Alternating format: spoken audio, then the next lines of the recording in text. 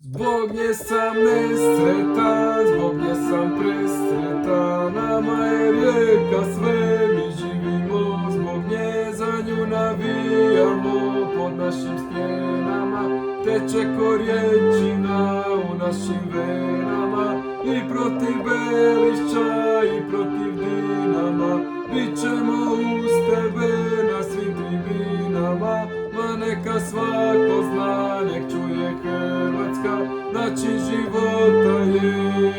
da rijeku volim ja.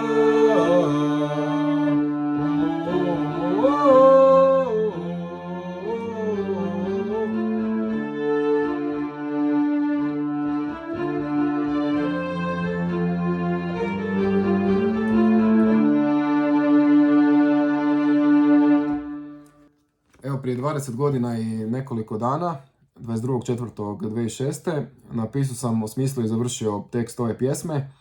i uzeo sam ovaj papir na gostovanju u Split i pjesma je prihvaćena od strane navijača Rijeke i tad je zapravo prvi put pjevana na stadionu, znači prvi put je pjevana navijačka skupina ovu pjesmu i kao što znate, ova pjesma se i dan danas pjeva na praktično na svakoj utakmici Rijeke.